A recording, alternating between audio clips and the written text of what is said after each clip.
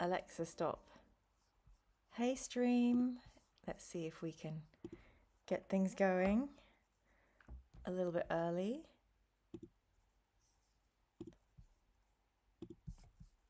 Let's play. Is it letting me be live? Yay, it says we're live. Hey, it says we're live. Hey, it says we're live. Oh dear, better not do that. Hello everybody. Welcome to what would we call this again? Let's play Fighting Fantasy Temple of Terror. And thank goodness Neil Adams is here. Neil Adams is the man of the match because we are cheating our way through. We just couldn't win by ourselves. So we're cheating our way through. Hello, Robbie. Hello, David. Hi, Tony. Hey, Aztec. So lovely to see you all. And yeah, how lovely was Christian Dunn? Such a lovely man. I'm actually having post interview freak out. Like, I wanted to say so much more about those individual stories, and there's so much going on in each of the book, and I really wanted to talk more about Graham McNeil and Jim Swallow and Dan Abnett and Chris Wright, all of the authors that I just think are fab, and there wasn't enough time or space. And I feel like Christian Dunn, I could have let him talk for an hour, and let's face it, we'd have got loads of behind the scenes gossip. So I'm having like post-interview regret. I just can't wait to have Christian back on my channel. So I better get to that Primarch heresy book stat, and then hopefully maybe get him for a bit longer. Like, yeah, this is the problem. Like, I literally feel like I could do like, okay, so we're logging in for 6 hours of chat today. We'll have tea breaks, etc. So thanks everybody who watched along with us.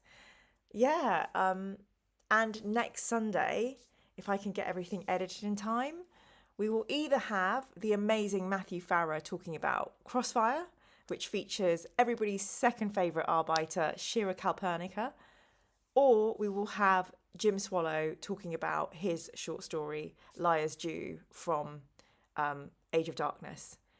So, yeah. Thank you, Robbie, for saying it was a very good interview. I feel I should be better. And yesterday, Ian and I recorded Age of Darkness, and I was in charge of running the notes with the help of course, Historicus Gemaldus. And there was one point, and Ian was like, "Did Jim write all of this?" And I was like, "No." But Jim does help me a lot, and I just feel like when you have like an hour to discuss a whole book of so many short stories, well, you have seen me. I can take like 30 minutes to discuss a chapter or a short story on YouTube. So I need to rethink maybe I need to go on an interviewing course, or I think it's hard for me to react and listen to the person I'm interviewing and let them take the conversation where they want it to go, which I would really love to do. But at the back of my mind, I'm thinking, oh, but I've got to cover X, Y, Z in an hour. Anyway, wow, thanks for coming to my wee nervous breakdown. I have got some exciting news and some bad news today. So what would we like to have first? The exciting news or the bad news? So this is our first vote of the evening. Let's vote in the chat. Hello, Haribo. Will says, to be fair, this book is cheating. If you don't find all the things, you can't win, but if you search too hard, the letters will murder you. It is a very difficult book to play. The bad news is, that I learned Pew may not be the best fire extinguisher for the flat. So I guess the exciting news is I had a fire safety inspection, and because I'm so scared about a fire, it was great. The guy came and inspected it. He said I won't want to get my door rehung, but that is so if this apartment is on fire, the gap is smaller, so the smoke can't get out of the apartment. Smoke alarms are all good, and then I said, I've actually got 2 fire extinguishers, and I showed him Pew. I did hide the googly eyes. He went, oh no, why have you got that? What did he call this? CO2 or something? Why have you got that? That's so messy. Kind of was saying that'll be a lot of mess to clean up. And then he suggested a couple of other types, but I was like so like taken aback.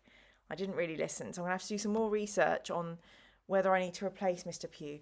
I think Mr. Pugh can stay, obviously, but maybe I need to look into a more appropriate fire extinguisher.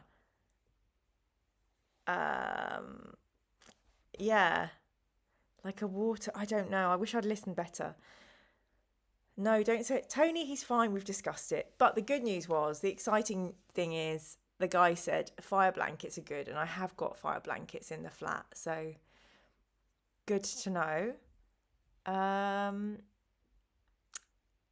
don't know. What is this one? This is powder.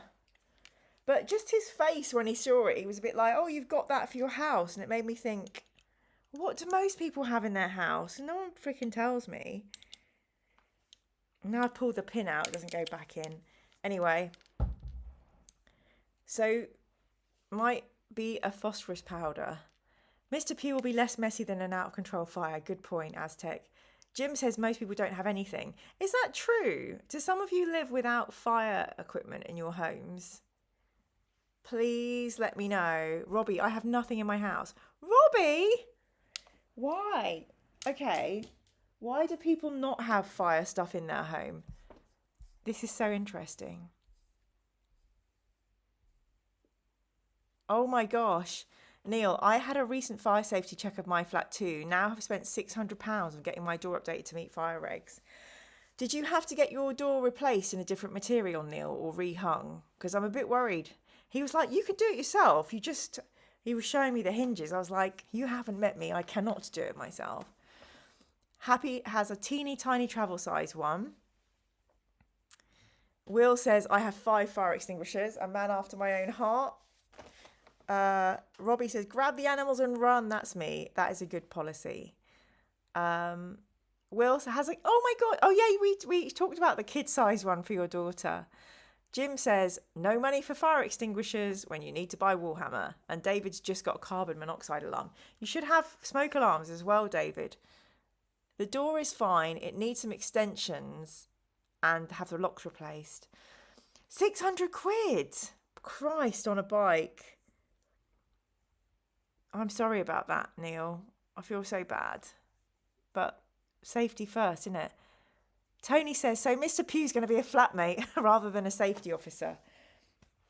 Yeah, that's a nice way to look at it. Let's look at it like that.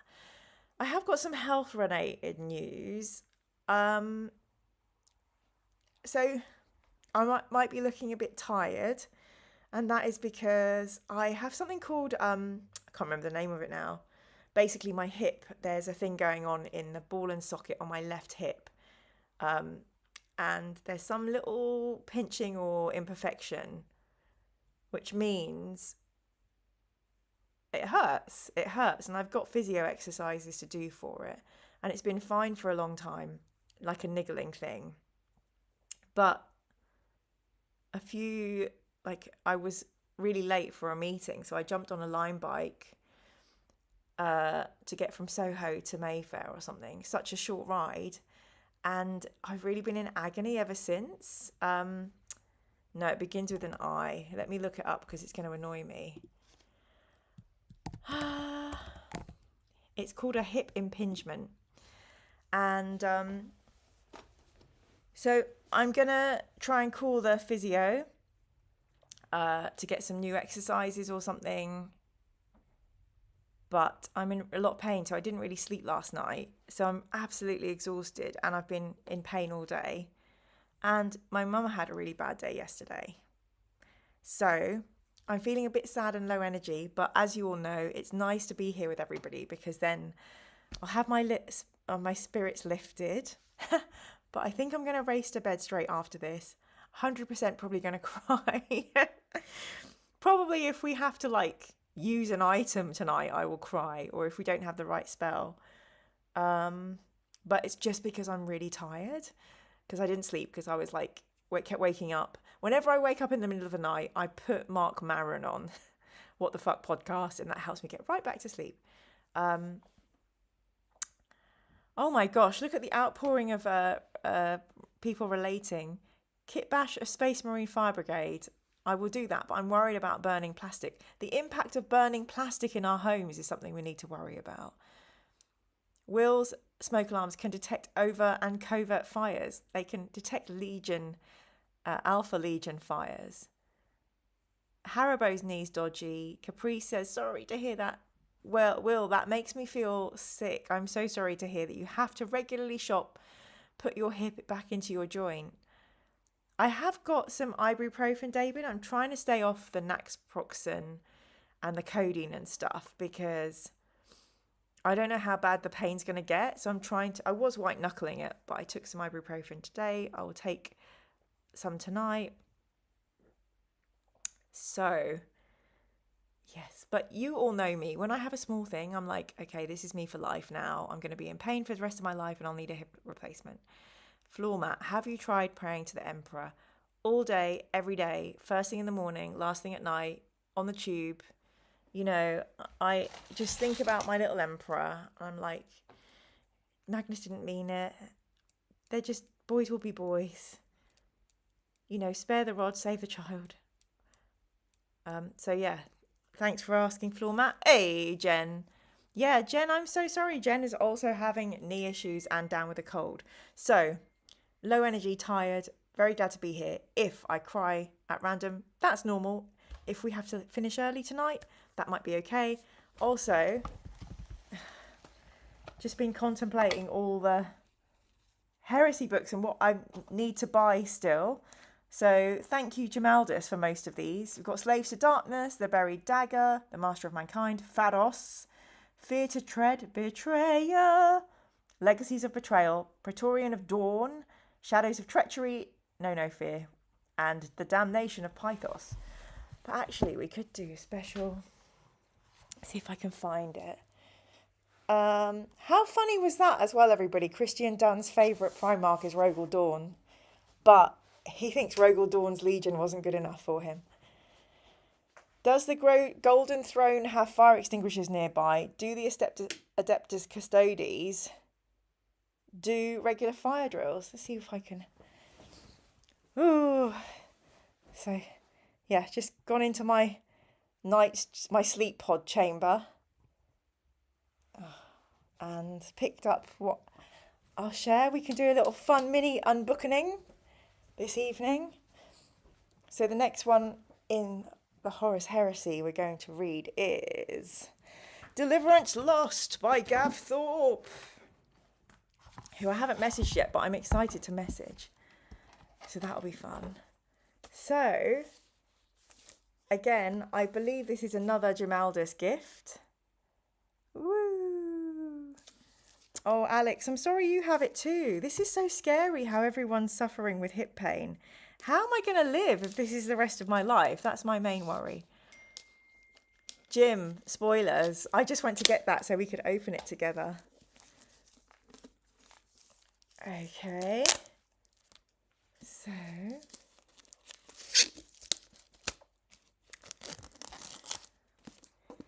Jen's excited. Raven, the emo boy in full flight. I'm very excited. Ian and I are dressing as emos when we do this book club.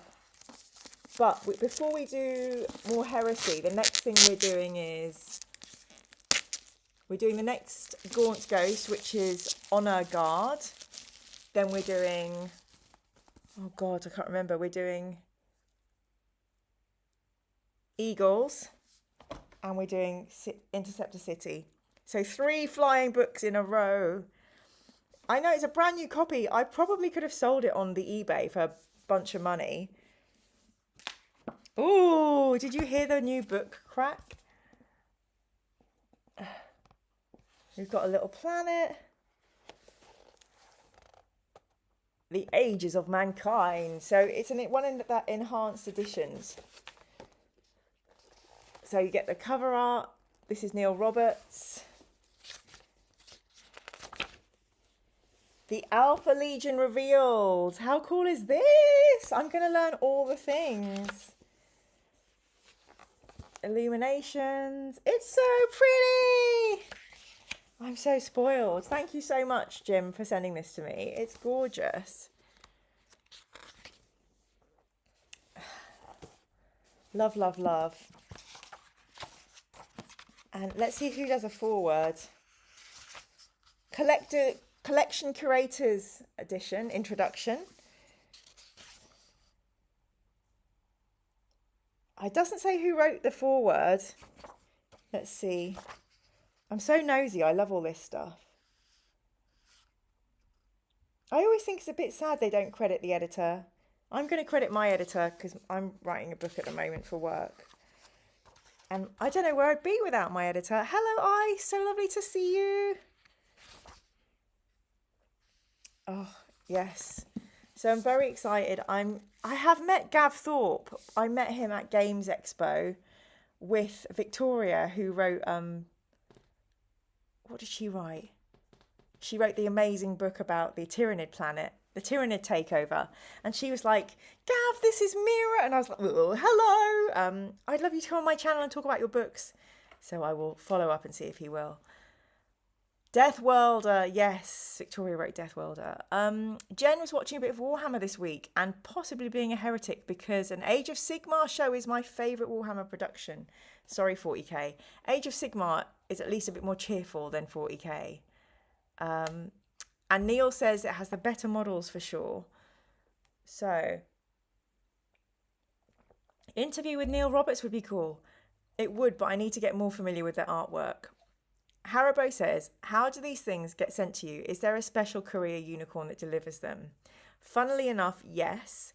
So what happens is, if people would like to send stuff to me, they let me know, and then I put them in touch with Historita Gemaldus, who shares a secure address where people can send things. It's normally books. I have been known to receive unicorn poo and unicorn gifts, especially from Robbie, who is like a spirit guardian angel. So yeah, if anyone would like to send stuff, Jim is my Super Santa magic delivery unicorn. Will says, Neil says, the new book crack sounded like my back. And Neil says, I've been seeing a chiropractor regularly for the past few years for my back. My knees are shot too. Welcome to middle age. This is it. I am feeling a bit like Logan's run was right. Middle age is hard. Also, I don't drink. I don't smoke drugs. I don't take drugs. So I'm always living on, oh, I'm in pain, am I? So it's a bit real pain. So yes, Gemaldus, Historita Gemaldus is the special courier unicorn. Although we do have our very own official post person, which is Robbie, accompanied by Jasper. Stupid question, but what do book editors do? They make your words better. They tell you when you've been really indulgent and cut out all the swathes of text you don't need to have in there. They encourage you to build out sections that are interesting or grip you. Editors are amazing. They are like shooting stars from the sky that land in your garden, but you catch them and put them in your fireplace and get them to move your flat around like a gigantic moving castle. This show ended with an oh sugar moment of the ages, the Age of Sigmar one. Jen, it's rude to have individual chats at the dinner table. Become a Patreon and inquire on the Discord to send things. That feels a bit mean-spirited to make people join my Patreon if they want to send me something. So if you can get to me another way, you can try and DM me through Blue Sky or Threads or Instagram or X. Iceland says, I can send Imperial Guard minis. Age of Sigmar still has Skaven, so it's great too. Ice, you don't need to send me anything, and that's so lovely of you. I haven't painted anything yet, so we need to get on with that. However, the night is getting no younger, and we need to vanquish this demon. Sorry. We need to get through the temple because I'm really excited to play the spaceship fighting fantasy. Sorry, I know I'm talking really slowly. It's just because I'm so tired. Sorry, guys. Sorry, folks. Sorry, also when I'm tired, I slip back into using guys, and I much prefer using folks, so everyone feels more included. So, excuse my tired ass brain. I feel like if I had a parent in the house, they'd be like, "Get to bed." Robbie says, "Yes, Jim. Not every." Robbie says, "Yes, Jim. Everyone become Patreons." Thank you. Yes, please become a Patreon or a Mirror Manga YouTube member. No, not the realm of darkness. So here we go, here we go, here we go, go. Yes, so very delighted that Starship Traveller is now available to us, but we must resume the Temple of Terror.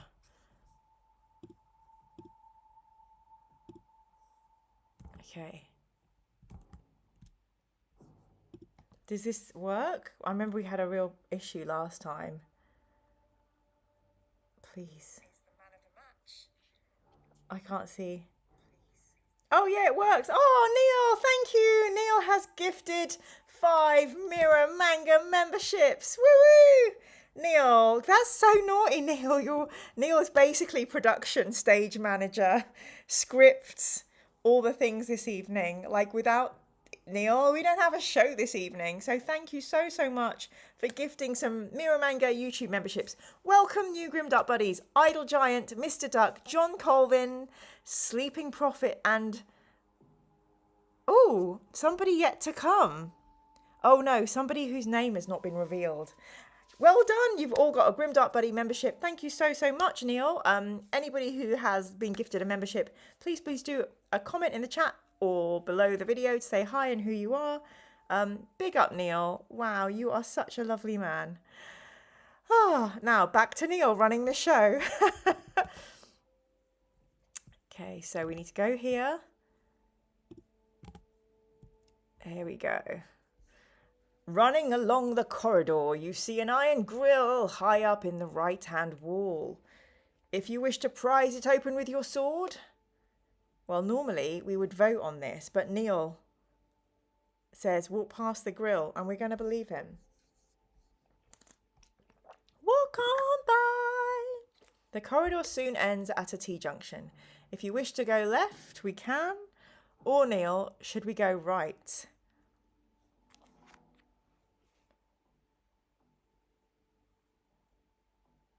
Left, says Neil. You follow the corridor until it turns sharply to the right. On turning the corridor, you see a tall reptilian creature wearing armor and holding a curved sword. The lizard man appears to be guarding some sacks that are piled up against the wall. Bye-bye, Mr. Grill, says Haribo. Tony says never walk past a grill without a fry-up. What if we'd rather have a coffee junction? What should we do, dear Neil? Fight? Or should we send the creature to sleep? I don't even remember what spells we picked. Cast the spell. Sleep, sleep, lizard man. Uttering the words of the spell, you watch with amusement as the angry lizard man suddenly drops sound asleep on the floor. You use up 1 stamina, but I think we're doing pretty well on stamina. Let's just top up for the heck of it. Turn to 33. You tip open the sacks, but they contain merely spices and grain. A quick search through the lizard man's clothes produces a large iron key, which you slip into your shirt pocket. You move on and arrive at another T-junction. So do we go left or right here? Yeah, we can check on what spells we have. Let's see. Creature sleep, read symbols, fire spell, and open door spell. I think Gary, our librarian friend, would get a kick out that we got a reading spell. Cast the spell. Can we give the lizard man a pillow? Yes, we do. We're going to role play that we pop something soft under his head.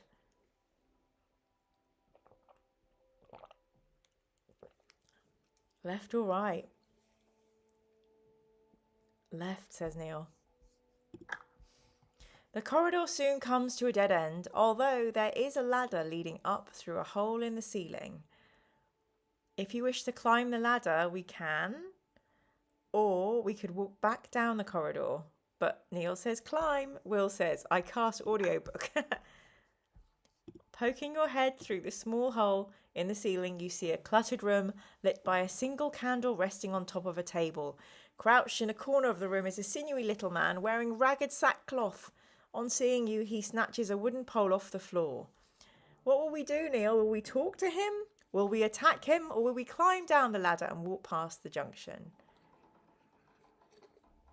Gosh, everybody, it's 8:40 already. Talk. The gnome is grateful that you did not slay him. He tells you that he stumbled across Vatos many years ago and decided to stay. He's nothing but a scavenger these days, but he says he's quite happy. Vatos was deserted for many years, but gradually men and other creatures found it while seeking shelter, and a few of them stayed. There is no law in Vatos, and nobody in control, although the most powerful usually get their way. Passing caravans are attacked for food, the raids being organised by a high priestess and her slaves. You ask him if he's heard of Malbordus, but he shakes his head saying, I don't take much interest in people. I just spend my time collecting and scavenging. Perhaps you have something to trade? I would give a lot for one of those fancy things that you look through to make other things seem a lot closer than they really are. Tony says, hello, little old man. Haribo says, pretend we're TV licensed people. Jen says, I love those options. Talk, violently attack, go away. Well, Neil's going to tell us what we do. Just to welcome any newcomers to the call, to welcome any newcomers to the chat, we are speedrunning a fighting fantasy game. Give him the telescope. You take the brass telescope out of your backpack and dangle it in front of the gnome to tease him. That's not very nice. He starts to rub his hands together and snicker in excitement. He kicks a rug out of the way and starts to pull at a previously hidden iron ring that is attached to one of the flagstones. The stone lifts up to reveal a small chamber piled high with objects and items accumulated by the gnome over the years. You rummage through and can hardly believe your eyes when you come across a small crystal dragon. It is one of the artifacts you seek. You take it and give the gnome the telescope. Bidding him farewell, you climb down the ladder and walk back down the corridor past the last junction. Skaven! Oh no! The corridor eventually opens into a dingy room in which two rat men are busy chewing on the carcass of a goblin. On seeing you, they spring to their feet and attack you with their swords. Time to fight! Will says, are TVs that don't pick up broadcast signals popular in the UK, what with taxes and all? You have to buy a TV. You can't buy TVs that don't have an aerial plug in the back in the UK. But if you can prove that it's not attached to the aerial by a cable, I believe, you don't have to pay, a TV license. I do pay a TV license because I used to work for the BBC, but also, as flawed as it is, I don't want another media station. We need a station that's funded by the people. Believe me, I can't handle it if we lose the BBC and some billionaire buys it. We are speedrunning because we make terrible decisions as a collective, says Robbie. The wrong way around, so things look smaller. Yay, says Ice. Jen Skaven. It's Roland Rat. Hello, Gary! Willkommen. We were just talking about you, Gary. In a nice way. We thought you'd approve of a spell that helps you read.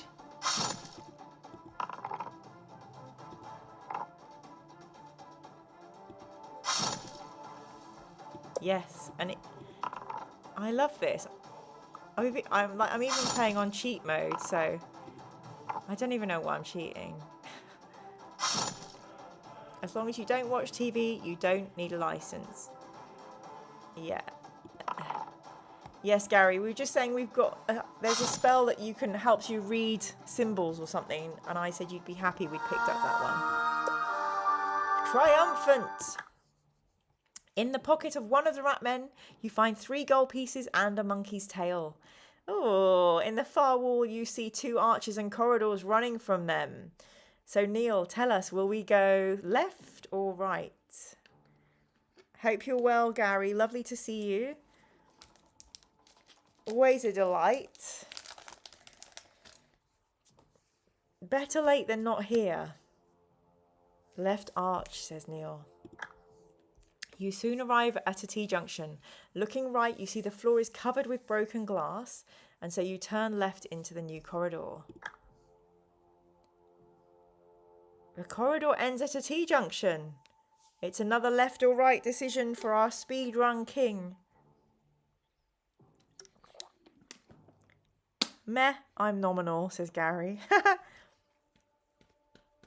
Neil says, left again. Tony says, oh, I remember.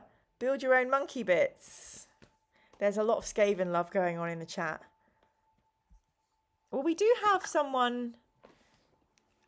we have someone in the chat who has rat in their username who pops in occasionally. You pass a doorway in the left-hand wall which has an ornately carved surrounding of hideous creatures being consumed by flames. If you wish to open the door... Neil, do we open the door? Or do we... Oh, we walk on by, he says.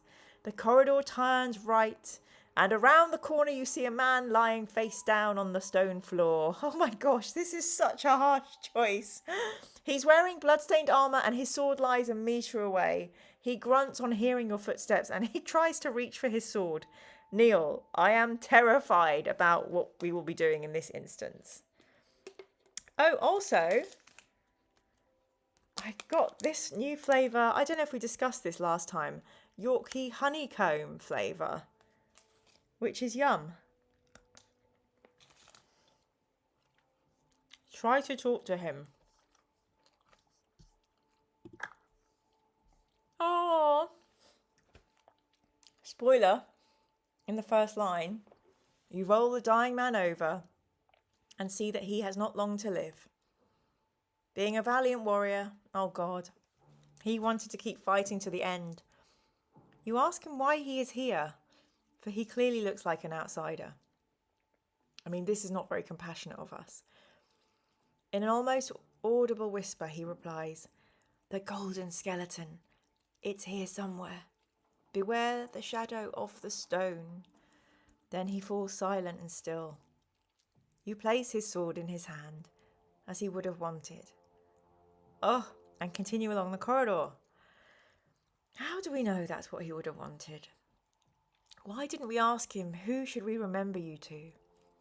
All these and more. You place his sword in his hand as he would have wanted and continue along the corridor. It soon turns right again and you reach an iron door in the right-hand wall. In the distance you see glowing lights dancing about in the gloom of the corridor. Do you wish to open the iron door or investigate the moving lights? Permission to say no before we continue. David, how do you still have the same chocolate bar from last week? It's a bit perverse, isn't it, David?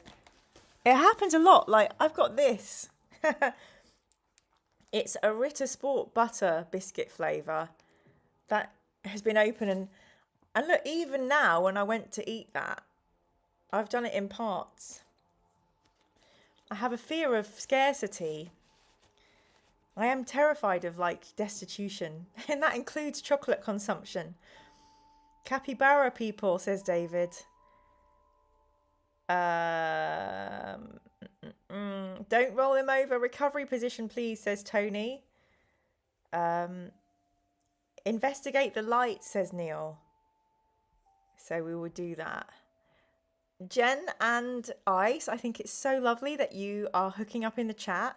You 100% should become friends in real, like, social media life. But please try not to have an entire cross conversation just through the chat. Just because I'm really tired today and I'm getting confused. That's some chocolate willpower, says Gary. Chinchilla folk. Okay, let's investigate the moving lights.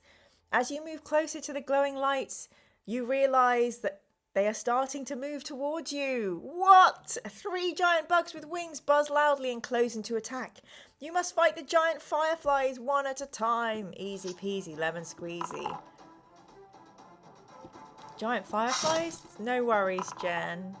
Appreciate your understanding. But seriously, Jen and Ice. I can see that. Okay.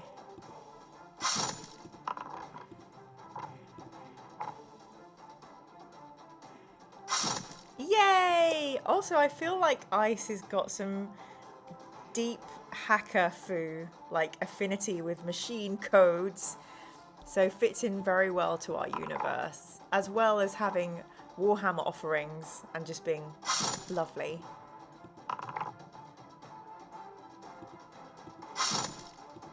Yay, let's dispatch these. Can they be giant ladybirds instead? No, Happy Haribo, we're not going to kill ladybirds. Ladybirds are our friends.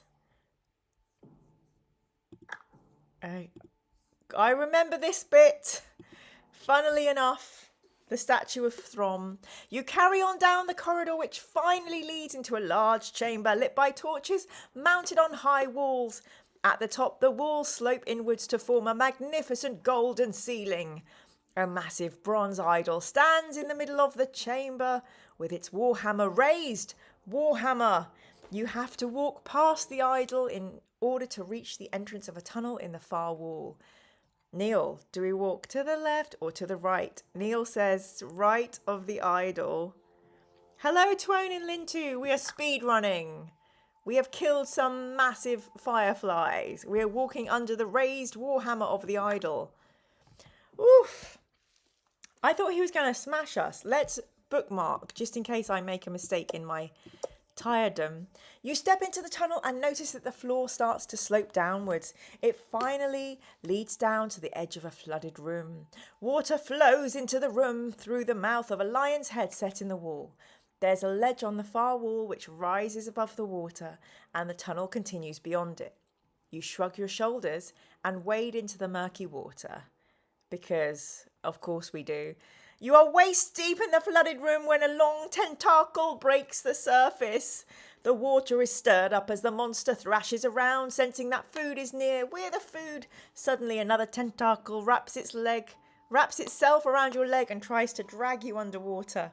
You draw your sword and begin hacking blindly at your attacker. I suppose we've wandered in here with such heroic insouciance because we are well inspectors, and this is what we do. As certified well inspectors, we have the correct equipment at this time on this visit, and we are wearing our bracelet of mermaid scales, which is issued in orientation. Jen, how big is the nail? You need a hammer that big. Agree. It's Ari the hammer. My grammatical dexterity is going to poo tonight, says Haribo. Me too. Oh no, the tent debacle. Jen, oi, watcher in the water. You're in the wrong fantasy story. Yes! Implant from Lord of the Rings. Regulation PPE. The Well Inspector's standard bracelet of mermaid scales. As you stab into the water, your bracelet is briefly submerged. The tentacled monster is immediately repelled by it and swims silently away to the deepest part of its pool. You seek your chance, climb up onto the ledge and escape down the tunnel. I have to say I love this lore that tentacle monsters are afraid of mermaids. Let's make that canon. Another tunnel branches off the one you are walking down to give you a choice of directions. If you wish to continue straight on, we can, or we can turn left along the new branch. What do we think? Tuonen says, excellent, carry on. The tentacle monster is a jewellery snob. I agree. The tunnel eventually comes to a dead end. A solitary candle burns in an alcove and you see something glistening behind it. Do we reach for it, Neil, or do we go back and walk away? Straight on, says Neil. He knows us. Oh, reach in? You find a small silver box inside the alcove which has a dragon motif etched into the lid. Something inside rattles when you shake the box. Are we going to open, Neil? I presume so. What's in the box? No! Cliffhanger. Da-da-da-da-da-da. I don't know whether to eat my chocolate or not. You presume correctly. We're going to open, right? I'm going to bookmark because an evil book. Yay! You lift the lid slowly, wondering what you might find inside. Much to your surprise and delight, you see a small ornament made of silver, a dragon artifact. You put the silver dragon in your pocket and walk back down the tunnel to turn right into the new branch. Oh, scary man! You head in the corridor, you see a cloaked figure carrying a lantern and walking away from you. You call out, but the figure only walks away faster. You hurry after it and are almost alongside it when it spins around to reveal its hideous face. Torch yellow skin is stretched over its skull. Its eyes are blood red and sunk deep in their sockets. Surviving the stare of a phantom requires great courage. Roll 2 dice. Come on, easy. Yes, you definitely passed the skill check. We passed it. Let's go. Despite the phantom's powerful stare, you keep control of your mind. With its arms outstretched, the phantom closes in to touch you in order to intensify its power. Do we gonna fight this, Neil? I'm nervous. Will the tentacle monster like that item better? Happy Haribo, you do not look like a phantom in this book. Backpack. What will we throw at the phantom? A pearl, a silver button, or neither of these? We're so lucky, Jen. Silver button. The phantom cringes on seeing the silver and tries to run away. But your aim is true, and the silver button finds its mark. The phantom drops to the floor, and within seconds is no more than dust spread among the folds of its cloak. We gain 1 luck point. Do we pick the button back up? We must be extra lucky now. Or you can't go higher than 12 anyway, so with renewed spirit, we set off down the tunnel. The tunnel finally ends at a T-junction. I bet it doesn't. I bet there's another left or right. The cross passage shows signs of more frequent use. The walls are decorated with murals and tapestries, and there are torches at regular intervals to give plenty of light. So, we do the murals or the tapestries? Button it, says Jim. Very good. Button it. I didn't know the phantom was called Mark. He never introduced himself. All he is dust in the wind, says Gary. Like it. The phantom is also a jewellery snob. Agreed. Right, says Neil. The tapestries are large and colourful, depicting various gods and deities, some of whom are in human form, some in animal form, and a few are part human and part animal. If you wish to pull one of the tapestries from the wall and put it in your backpack, I feel like we really want to do that. Or if we'd rather walk past them, we can also do that. What say you, Neil? Are we going to walk on by, or are we going to take it? Steal it! Hooray! You choose at random a tapestry with a pattern of a burning phoenix rising from the ashes. You quickly place it in your backpack and hurry down the corridor. That would be so harsh if it made you choose a picture. You got all the way to the end and they were like, you chose the wrong picture. So thank you, book, for choosing our tapestry for us. It's a Warhammer Codex tapestry. I'm aware we're coming up to 8 o'clock, so I was planning on finishing at 9:15 this evening as we started late. I know some of you have to get up very early for work. I'm looking at Jasper and Robbie, so don't feel bad if you have to leave early, but we'll keep playing till 9:15. Hopefully we'll finish the quest tonight. Who knows? Let's see what happens. Do we wish to rest in the chair, or do we want to press on, Neil? Walk past the chair. I'm just going to do a quick save. Oh, it's the Gary's favourite spell time. As you walk along, you suddenly notice the pungent smell of herbs in the air. It grows stronger as you approach the end of the corridor, where there's a crescent-shaped pool. There is a brass plaque attached to the wall with strange symbols etched upon it. We can read symbols, we can drink some of the herbal liquid, we can bathe our wounds in the herbal liquid, or walk back down the corridor. Oh, good night, Jasper, cutie. Yay, Robbie is okay till 9:15. Yeah, I haven't got any of my stuff ready for work, so I still have to do that. Riker into the chair, says Tony. Oh, I miss Riker. Cast the spell, says Neil.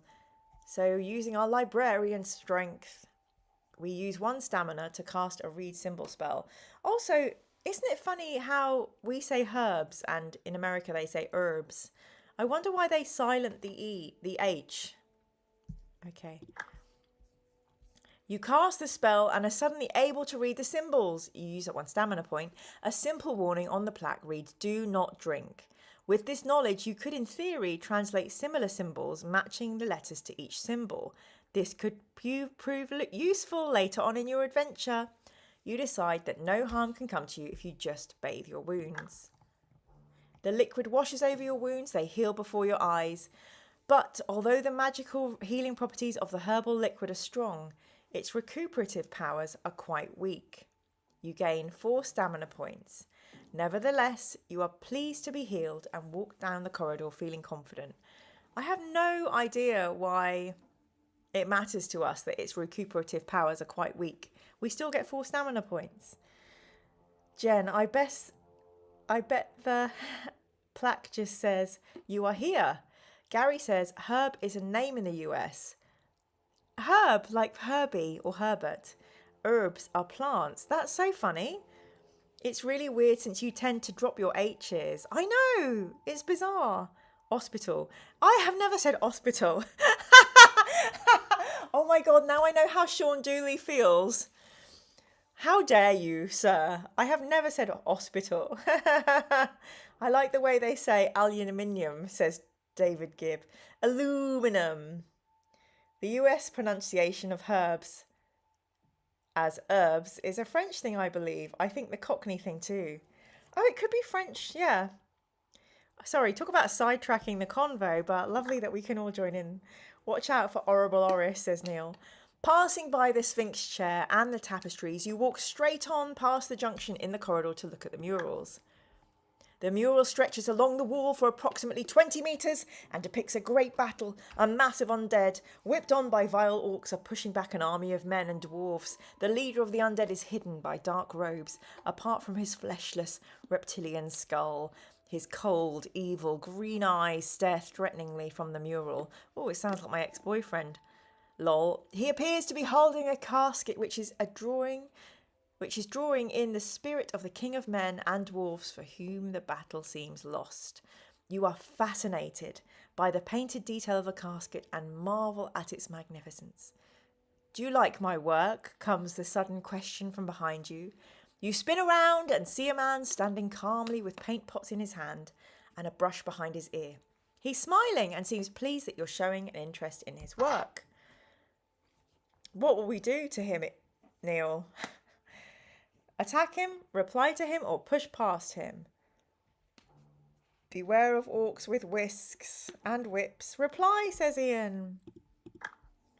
If you wish to reply that you do like the artist's work, we can.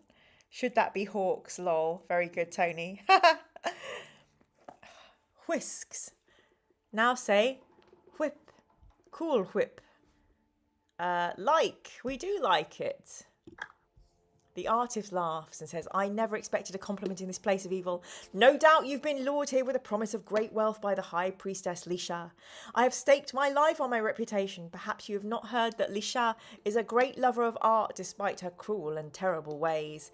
Each year she secretly invites artists to perform their works inside the lost city. Down the corridor you'll see tapestries, and elsewhere there are wood carvings and etchings. She alone judges the work and the result is final, very final. The winner receives 300 gold pieces and the losers are sacrificed to honour the Dark One. Needless to say, I think I'm going to win. She gave us all a ring of protection to wear so that we come to no harm while we work. My name is Murkegg and I am pleased to meet you. You ask him if he's heard of a man called Malbordus, but he shakes his head. You stress that it's very important that you find Malbordus and ask if he has any knowledge of the tunnels and passageways. Murkegg rubs his chin and replies, I'm afraid I cannot help you much as I spend most of my time painting. I do know that Lisha's inner temple can only be reached by walking through the curtain of golden rain. Perhaps whoever it is you are looking for is being entertained by Lisha. All I can do is wish you the best. We shake hands and walk on down the corridor. The corridor bends to the right, and you follow it round until you arrive outside a closed door. You hear agonized cries and a sadistic chuckle coming from inside the room. What do we do, Neil? Do we go into the room or do we ignore? Open the door, says Neil.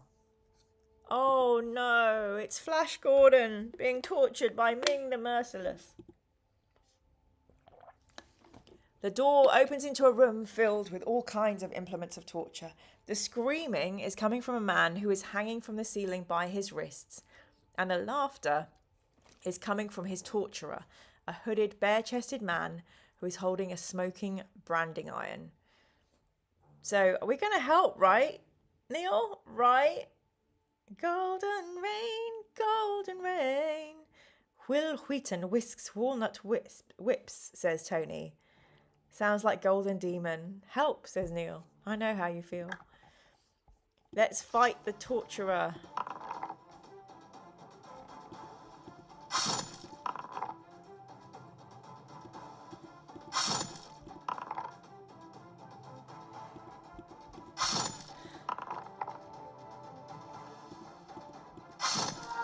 Yay! You are triumphant. The compliance department. That or an HR meeting. That torturer looks like he's cosplaying an original custodian. Poor custodians. I just was reading, what is it called? There's Something Dead, and there's custodian in that. They're very strict. You take a bunch of brass keys from the torturer's belt and find the one to unlock the victim's manacles. At first he's scared of you, believing it's a trick, but gradually you convince him you mean no harm. You learn that his name is Theta, and that he was a servant of the High Priestess Lisha and was caught trying to escape from Vatos. He asks you why you're wandering about in the dungeon of Vatos, and you tell him about Malbodus, the quest, and the Messenger of Death, and all the wells that you need to inspect. His eyes widen and he says, I saw a cloaked figure suddenly materialise before my very eyes in the treasure room where I was hiding before being captured. I only saw its face for a moment and it was hideous. It put something inside a golden casket and then disappeared again. Theta declines the offer to accompany you on your mission, saying that he must try to escape again. You wish him luck and say goodbye. You leave the room together, but you go your separate ways along the corridor. Okay, remember when we tried to stop a human sacrifice and it turned out there were 50 people in the room? I remember, Will. Wasn't that in the House of Horror? The house with the hotkeys? What shall we do, Neil? Silence. Theta is a sensible guy. Agree. Use the key. The key fits the lock and it clicks open with one turn. Holding on to the hilt of your sword, you open the door. You enter a marble-floored room which is bare apart from the bronze head of a beautiful woman mounted on the opposite wall. You're surprised when its lips suddenly start to move and you hear her speak. Welcome to the room of question, says the soothing voice. It's been an age since I last spoke to anyone. You are obliged to answer my question or die. Answer it correctly and you will be rewarded. Answer it incorrectly and you will suffer. Now tell me, how many gold pieces does Lisha give to the winner of the art? If you know how many gold pieces, say it immediately. I think it's 300. Let's just bookmark. Correct. For you. Well done, continues the talking head. You have answered correctly. Red smoke pours from its mouth and swirls around your face. When it finally drifts away, the bronze head is still and silent. You're left feeling powerful and as though destiny is with you. You gain 2 skill points and 2 luck points. They're not going to let us top out anymore, surely. Oops, what am I clicking all the wrong things for? Yes, we were at all of our top levels anyway. With renewed enthusiasm, you walk down the corridor. The corridor ends at a doorway which is made of iron. You turn the handle and enter an empty room which has 2 doors leading from it. One to your left and one to your right. Tony says, I've had a few interviews like that. Poor Tony. What a nightmare. Tony's on point tonight. Rah! Is that a fire-breathing orc? The door opens into a storeroom which is filled with vases, urns, rugs, boxes, cushions and chests. As you walk in, the door slams shut behind you and a sinewy, horned beast with red skin suddenly climbs out of one of the urns and starts to spit fire at you. The fiend is the guardian of the storeroom. So it gets an extra attack, I believe. We'll be fine though. Bit of dice massaging. The voice should have said, sadly the room of answers is 2 doors away. Facts. Yes, we are triumphant. Red Gobbo, says Haribo. There is no other way out of the room except by the way you entered. I think we probably do search the storeroom. So let's do that. Yeah. In one of the boxes, you find a gold medallion and chain which has a heart engraved on it. Do we wish to put it around our neck, Neil? I'm guessing we do. We've come this far. Well, we've come so far. Wear it. Okay, let's wear it. Nothing happens, but you get 1 luck. Finding nothing of interest, we go back out. The door opens into a room which is completely empty. There's a mosaic floor which has an abstract pattern, except for the area in front of the door in the opposite wall where there's the head of Medusa. On the door there is a small box with a slot on the top. You walk up to the door, turn the handle and find that it was unlocked. Should we put a gold piece into the box or should we walk through without making a donation? No donation. No donation. Jen says, in Soviet Russia, storeroom searches you. Oh, Sergei's not here today. Although the light shines through the open door, you can see nothing beyond the doorway. If you wish to use 2 stamina to cast a light spell. We don't have a light spell. Is that going to be a problem? I feel like this is a death room if we go there in the dark, though. Neil, have we boobied up? Step into the darkness, says Neil. Your hands touch rough stone on either side of you, and you realise that you're in a corridor. Your heart thumps as you make your way down the corridor, but what you are unable to see is a sharp blade which is set between the walls, less than a metre from the ground. It cuts painfully into your shin, and as you feel the blood start to run down your leg, you start to panic. Oh no, the light attracts nasties, reminds Will. Thank you, Will. You lose 2 stamina points and 1 luck point. Eager to escape from the black corridor, you run along it, bumping into a door at the far end. I wonder that too, Happy Haribo. Oh, the door opens into a candlelit chamber which has a strong musty smell. The floor is covered with debris, scraps of rotting food, matted hair, ash, teeth, and animal droppings. When the door behind you closes, the door in front of you flies open and a deformed, one-eyed mutant lumbers into the room brandishing a silver rod. A bolt of white light shoots out from the rod and burns a black patch on the floor by your feet. The sun has set outside and the night horror is stalking the corridors of Vatos in search of prey. Woof! I think we should probably search through our backpack, Neil. What do you think? Backpack. Test your luck. Yay! A bolt of light flies past your head and scorches the wall behind you. What item will you pull from your backpack? It's definitely not the... Oh, brass handbell. You ring the bell and watch with pleasure as the night horror drops its rod and tries to cover its ears with deformed hands. It screams in silent agony and then collapses on the floor. But your delight is short-lived because you hear a grating sound above you. The silver rod, out of the hands of its owner, has magically triggered a mechanism in the stone ceiling which is starting to lower on top of you. You run to open one of the doors, but both are firmly locked and cannot be opened even by Yaztromo's spell. I think we should try the crystal key. Don't you, Neil? The night horror is not a happy camper, says Haribo. You can ring my bell.